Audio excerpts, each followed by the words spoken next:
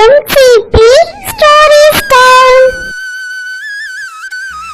ஒரு சமயம் அழகாப்பூர் காட்டில் வாழ்ந்த சுஜின்ற பறவை ஒரு காய்கறி தோட்டம் வச்சிருந்தது. சுஜி தன்னுடைய காய்கறி தோட்டத்தில் கிடைக்கிற காய்கறிகளை சந்தைக்கு எடுத்துகிட்டு போய் விற்பனையும் செஞ்சது. அதன் மூலம் வர வருமானத்தில் தான் சுஜி தன்னுடைய வாழ்க்கையே நடத்தி வந்துச்சு. மறுபுறத்தில் அதே காட்டில் வாழ்ந்த 2 காகங்கள் தங்களுடைய வீட்டில் ஒரு ஆப்பிள் மரத்தை வளர்த்து வந்தாங்க. அந்த காகங்கள் தங்களுடைய ஆப்பிள் பழங்களை எடுத்துகிட்டு போய் சந்தையில் விற்பனை செய்வாங்க. அதன் மூலம் வர வருமானத்தில் அந்த காகங்கள் தங்களுடைய வாழ்க்கையை வாழ்ந்து வந்தாங்க. ஒரு நாள் சுஜி வழக்கம் போல் தன்னுடைய தோட்டத்தில் இருந்த காய்கறிகளை எடுத்துக்கிட்டு சந்தையை நோக்கி பயணிச்சது. அப்படி போகிற வழியில் ஒரு வயசான பறவை ஒன்று பார்த்துச்சு. பசி பசி எனக்கு ரொம்ப பசியாக இருக்கு, எனக்கு ரொம்ப பசியாக இருக்கு, யாராவது என்னை காப்பாத்துங்க. நான் இனிமேலும் சாப்பிடாம இருந்தேன்னா நான் இறந்து போயிடுவேன். என்னை யாராவது காப்பாத்துங்க. கடவுளே எனக்கு உயிர் பிச்சை கொடுங்க. கடவுளே என் உயிரை காப்பாத்துங்க. ஐயோ என்னை யாராவது காப்பாத்துங்க, காப்பாத்துங்க. முதியவரே, உங்களுக்கு என்னாச்சு? ஏன் இவ்வளோ கஷ்டப்படுறீங்க? உங்களுடைய பிரச்சனையை என்கிட்ட சொல்லுங்க. நிச்சயமா நான் உங்களுக்கு உதவி செய்கிறேன். எனக்குன்னு இந்த காட்டில் யாருமே இல்லை. நான் இந்த காட்டில் தனியாக தான் வாழ்ந்துட்டு வர்றேன். எனக்கு வயசானதால் என்னால் உணவு தேடவோ சேகரிக்கவோ முடியாமல் பசியும் பட்டினியுமா என் வாழ்க்கை நகர்ந்துக்கிட்டே இருக்கு. தினமும் பட்டினி இருந்து என் உடம்பெல்லாம் மெலிஞ்சு போயிருச்சு. நான் என்னுடைய சாவை எதிர்நோக்கி காத்திருக்கேன். சரி முதியவரே, நீங்க கவலைப்படாதீங்க. நிச்சயம் நான் உங்களுக்கு உதவி செய்கிறேன். நான் உங்களுக்கு சாப்பிட்றதுக்கு உணவு தரேன். நான் இந்த காட்டுக்கும் பக்கத்தில் இருக்கிற காட்டில் தான் வசித்து வரேன்.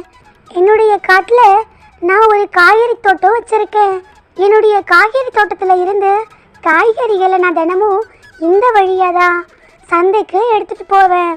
அதனால் நான் இனிமேல் இந்த வழியாக போகும்போது நான் தினமும் உங்களை இங்கே சந்தித்து உங்களுக்கு சாப்பிட தேவையான உணவுகளை கொடுக்குறேன். இதோ இந்த காய்கறிகளை நீங்கள் சாப்பிட வச்சுக்கோங்க அப்படின்னு சொல்லி அந்த காய்கறிகளை அந்த வயசான பறவைக்கிட்ட கொடுத்துச்சு சுஜி. அப்புறம் சுஜி தன்கிட்ட இருந்த மீதி காய்கறிகளை கொண்டு போய் சந்தையில் விற்பனை செஞ்சுது. அப்புறம் தினமும் சுஜி தன்னுடைய காய்கறி தோட்டத்தில் இருந்த காய்கறிகளை எடுத்துக்கிட்டு சந்தைக்கு போகிற வழியில் அந்த வயசான பறவைக்கிட்ட கொஞ்சம் காய்கறிகளையும் கொடுத்துட்டு மீதி இருக்கிற காய்கறிகளை சந்தையில் விற்பனை செய்கிறத வழக்கமாக வச்சுருந்தது. இப்படியே நாட்கள் ஓட ஆரம்பிச்சது. ஒரு நாள் சுஜி வழக்கம் போல் அந்த வயசான பறவைக்கு உதவி செய்கிறத அந்த காகங்கள் பார்த்தாங்க. சுஜி, உனக்கு கொஞ்சம் கூட அறிவு இல்லையா? போயும் இந்த வயசான பறவைக்கு உதவி செய்கிறியே. அதுவும் இந்த பறவை நம்ம காடே கிடையாது, பக்கத்து காட்டில் இருக்கிற ஒரு வயசான பறவைக்கு உதவி செய்கிறியே.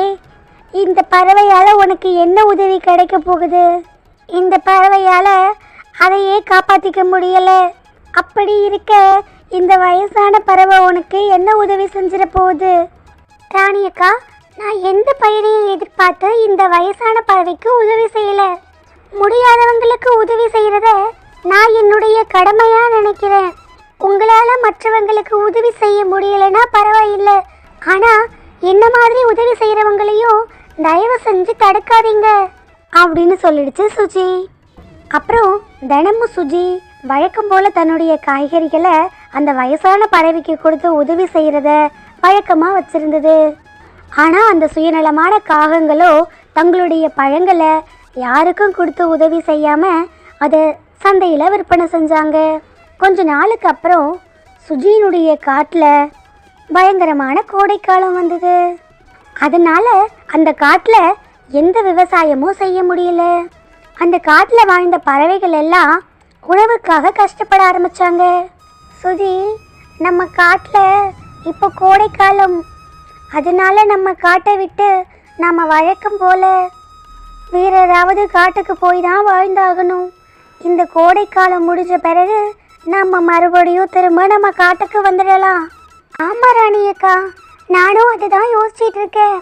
நாம சந்தைக்கு போற வழியில இருக்கிற காட்டுல எனக்கு தெரிஞ்ச வயசானவர் ஒருத்தர் இருக்காரு.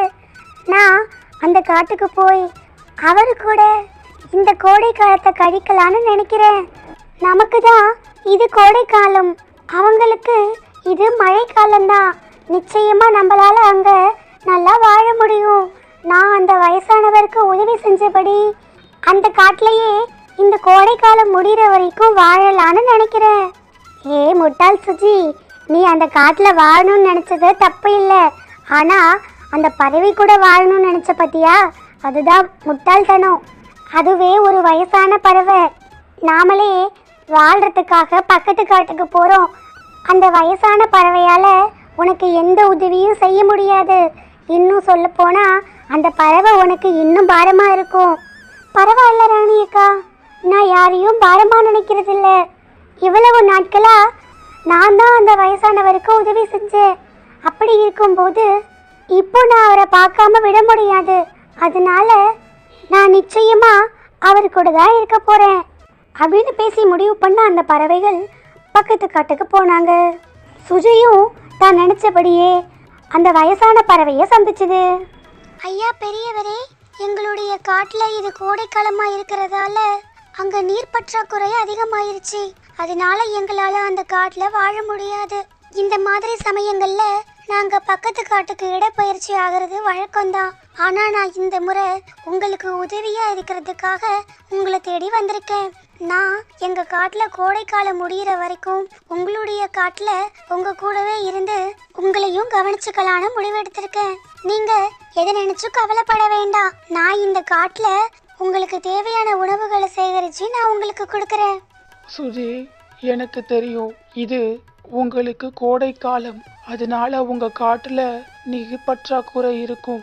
அது மட்டும் இல்லாம இந்த காட்டுல இது மழைக்காலம். அதிகமான மழை இருந்தாலும் நமக்கு உணவு தேடுறது சிரமமா தான் இருக்கும். ஆனாலும் பரவாயில்லை, நீ உணவு தேடி கஷ்டப்படணுங்கிற அவசியம் உனக்கு இல்லை. நீ எனக்கு தினமும் சாப்பிட்றதுக்காக காய்கறி கொடுப்ப. அந்த காய்கறிகள்ல நான் சாப்பிட்ட மீதி காய்கறிகளை நான் பயிரிட தொடங்கினேன். இப்போ நான் ஒரு சின்ன காய்கறி தோட்டத்தையே உருவாக்கிட்டேன். இந்த மழைக்காலம் முடிகிற வரைக்கும் இந்த காய்கறிகள் உனக்கும் எனக்கும் போதுமானதா இருக்கும். இந்த காட்டுல கொஞ்சம் மழை பெஞ்சா போதும், காய்கறிகள் ரொம்ப நல்லா வளர்ச்சி அடைஞ்சிரும். அப்புறம் நாம எதை நினைச்சும் கவலைப்பட தேவையில்லை. நீயும் உணவுக்காக அலைய வேண்டாம். நான் பயிரிட்ட இந்த காய்கறிகளை சாப்பிட்டு நாம 2 பேரும் சந்தோஷமா இந்த மழை காலத்தை கடந்துடலாம் அப்படின்னு சொன்னிச்சு அந்த வயசான பறவை. ஒரு வழியா அன்னைக்கு இரவு நேரமும் வந்துச்சு. அந்த பறவைகள் எதிர்பார்த்த மாதிரியே அன்னைக்கு அந்த காட்டுல பயங்கரமான இடி மின்னலோட நல்ல மழையும் பெஞ்சது. அந்த மழையில அந்த வயசான பறவை பயிரிட்ட காய்கறிகளுக்கு தேவையான நீரும் கிடைச்சது. அதனால அந்த காய்கறிகளும் ரொம்ப நல்லாவே வளர்ச்சி அடைஞ்சது. அப்புறம் அந்த 2 பறவைகளும் அந்த மழையை ரசிச்சபடி சந்தோஷமா சாப்பிட்டு மகிழ்ந்தாங்க. மறுபுறத்துல ஐயோ காலு, ரொம்ப தூரம் பறந்து எனக்கு என் ரெக்கையெல்லாம் வலிக்குது. இந்த மழையில நம்ம இவ்வளோ தூரம் பறந்தும் நமக்கு உணவு கிடைக்கிறது ரொம்ப கஷ்டமா இருக்கு. மழையில உணவு தேடவே முடியல அப்படின்னு சொல்லி கஷ்டப்பட்ட அந்த சுயநலமான காகங்கள் மழையில உணவு தேடி அலைஞ்சு கஷ்டப்பட்டாங்க. நண்பர்களே, இதைத்தான் பெரியவங்க முற்பகல் செய்யின் பிற்பகல் விளையும்னு சொல்லியிருக்காங்க. நாம ஒருத்தங்களுக்கு உதவி செய்யறது எந்த விதத்திலையும் கெட்டு போகாது. அந்த உதவி ஒரு நாள் ஏதாவது ஒரு வகையில நம்மள வந்து சேரும். நண்பர்களே, இது சப்ஸ்கிரைபர் விருப்பத்திற்கான நேரம். Hi Menaka, hi Chitra. இன்றைய தினம் பிறந்த நாள் கொண்டாடும் அனைத்து உறவுகளுக்கும் எனது இனிய பிறந்த நாள் நல்வாழ்த்துக்கள். இன்றைய கதைக்கான கேள்வி: நம் கதையில் இடம்பெறும் வயதான பறவை தனது தோட்டத்தில் எந்த காய்கறிகளை பயிரிட்டிருந்தது? இந்த கேள்விக்கு சரியான ஆன்சர் உங்களுக்கு தெரிஞ்சா கமெண்ட்ல சொல்லுங்க. உங்களுடைய பெயரும் நெக்ஸ்ட் வீடியோல வரும். இதுவரை நீங்கள் அனைவரும் அளித்த